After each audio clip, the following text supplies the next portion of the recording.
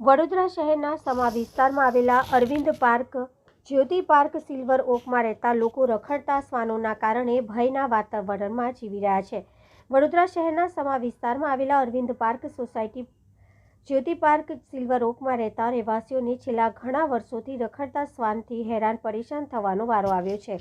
ત્યારે આજ રોજ તમામ સોસાયટીના રહેવાસીઓ દ્વારા રખડતા શ્વાનોને પકડવા માટે શ્વાન પકડવાવાળાઓને બોલાવવામાં આવ્યા હતા. વડોદરા કોર્પોરેશનમાંથી શ્વાન પકડવાવાળા લોકોનો સંપર્ક કરવામાં આવ્યો હતો. શ્વાનોને પકડવાની ગાડી સોસાયટીમાં આવતાની સાથે જ જે જીવદયા પ્રેમી સોસાયટીના રહેવાસીઓ છે તે લોકો આમને સામને બાખડી પડ્યા હતા. પોલીસ કંટ્રોલની ગાડીને પણ બોલાવવામાં આવી હતી. બંને વચ્ચેની જ બોલાચાલી ઉગ્ર બનતા વધુ 2 પોલીસની ગાડી બોલાવવામાં આવી હતી. જીવદયા પ્રેમી દ્વારા સોસાયટીઓની સુપ્રીમની શ્વાનો માટે ગાઈડલાઇનની જોગવાઈ સમજાવતા સ્થાનિક રહેવાસીઓ ઉશ્કેરાયા હતા. સોસાયટીના રહેવાસીઓને ત્રાસથી વર્ષોથી પીડાઈ રહ્યા છે. ત્યારે આને કોઈ વખત રખડતા શ્વાન દ્વારા સોસાયટીના લોકોને ઈજા પહોંચી છે. નાના ભૂલકાઓને લઈને લોકોને પોતાના શિકાર બનાવ્યો છે તેવી માહિતી વિસ્તારના રહીશો દ્વારા જણાવવામાં આવ્યું હતું. અને કોઈ વખત મ્યુનિસિપલ કાઉન્સિલરોની તકરાર કરી તેમ છતાં જીવદયા કાયદાની જોગવાઈ હેઠળ તેઓના સમસ્યાનું નિરાકરણ આવ્યું ન હતું. આખરે જીવદયા પ્રેમી માની જતાં રખડતા શ્વાનોને કોર્પોરેશનની ડોગવેન જમા કરી લઈ જવામાં આવી હતી.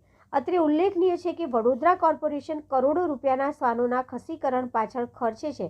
તેમ છતાંય રહેણાંક વિસ્તારોમાં શ્વાનનો ત્રાસ યથાવત જોવા મળી રહ્યો છે અને તેનું કાયમી ધોરણે નિરાકરણ લાવવા નિષ્ફળ નીવડ્યું હોય તેમ જણાઈ આવે છે. મારું નામ તરુણસિંહ રાહુલજી છે. હું અહીંયા અરવિંદ પાર્ક સોસાયટીમાં રહું છું અને હમણાં 20 તારીખે જ મને ડોગે બચકું ભર્યું છે. કેવી સમસ્યા છે? અમારે છેલ્લા 5-7 વર્ષથી બધા હેરાન થઈ ગયા છે. રોજ કૂતરાઓ હેરાન કરે છે. રાત્રે 8 વાગ્યા પછી તો અમે સોસાયટીના રોડ પર બહાર નીકળવામાં બી બીક લાગે છે. નિરાકરણ લઈ આવવા માટે શું પ્રયત્ન? નિરાકરણ લાવવા માટે તો અમે પેલું આ ડોગને પેલું એપ્લિકેશન આપી હતી, પણ પેલા બીજા 1-2 બેન છે એ જીવદયાવાળા એ લોકોને લઈ નથી જવા દેતા. સોસાયટીમાં કેટલા લોકોને? સોસાયટીમાં નહીં તો મારા વાઈફને બી હમણાં 1-1.5 વર્ષ પહેલાં કર્યું હતું અને હમણાં બીજા રિસન્ટલી 4-5 જણાને બાઇટિંગ કરેલું છે. કેમ નિવારણ નહીં આવતું?